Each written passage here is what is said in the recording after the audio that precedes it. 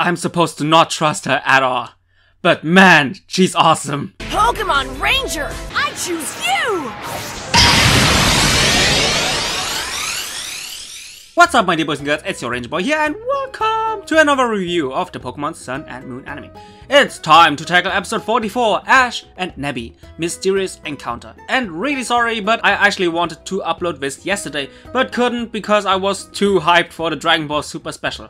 And my god, was it glorious. But how was this week's episode? If you want to know more, then grab some popcorn, grab some cookies, and let's do this. This is the start of the Aether Foundation arc, and as to be expected from the new arc, its introduction is a mysterious and intriguing one. It starts right off with a dream of Ash, not only encountering both legendary Pokemon Lunala and Solgaleo, but also promising them that he will take care of a mysterious and unknown... okay, it's Nebby. The name, which seems to send shivers down everybody's spine, from guardian deities until Gladion and Type Null. And I'm sure somewhere in the distance, Game Lily is desperately howling to the moon. Get in the bag!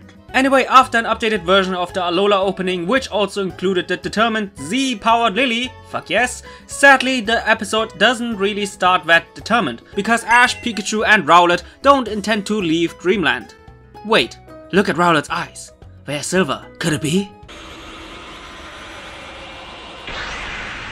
I knew it. Remember when there was a time where Ash was welcomed by Serena and the others gently with love and some good breakfast? Well, shit happened since Alola prefers the hard way by slapping and screaming at Ash. What a brutal way to wake up our main protagonist. After this rough start in the morning, Ash and Kukui witnessed Alola TV rewarding Professor Burnett with the Lady of Alola award. And Ash seems to be hooked by this lovely lady. So am I, Ash. So am I. But wait, in the games Kukui and Burnett are actually husband and wife. But here Kukui refers to her as only a colleague who studies Ultra Holes. But I guess her anime version is single? Luckily we still focus on this lovely Alolan lady because she's researching the altar of Sun and Moon with Wick, LUSAMINE, and Faber.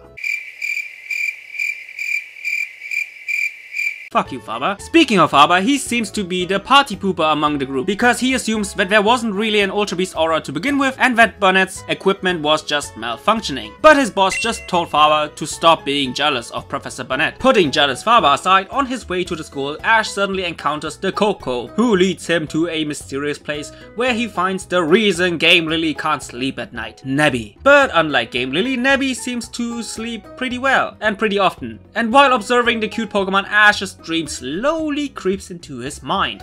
Arriving at the school and after a really bad joke from Lana, seriously Lana, you're not really good at pranking people, Ash immediately has to tell everybody about his new discovery and soon the gang witness the greatness that is Nebby. By the way, Lily actually comes up with the name Nebby, and because she came up with the name, she wants to shower all her love on Nebby. Which a sleepy Nebby responds with showering everybody with screams of pain.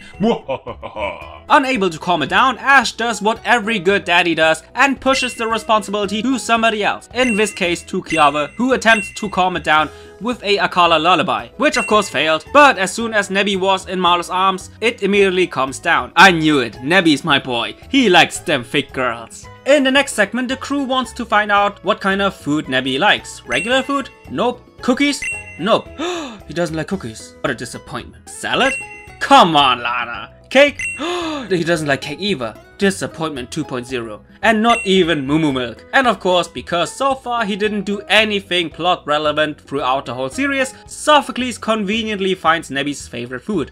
Yay! Meanwhile, Professor Burnett seems to have located another Ultra Aura. They're on their way to Melemele Island and everybody seems to be hyped. Everybody except for Faber. Fuck you, Faber. Arriving at home, Kukui tells Ash that they have guests right now and they're not only expecting Ash and Nebby, but also Lily. And it turns out that, surprise surprise, LUSAMINE is Lily's mom and they have this typical parent-child relationship. Hope you behaved well during my absence. I still remember when you were a baby and now you're raising a baby yourself. Oh, my baby has grown up so fast. Mom, stop it, you're embarrassing me. Seems like Lily holds a little bit of a grudge against her mom because in the past, LUSAMINE has evolved Lily's beloved PP into a pixie without her permission.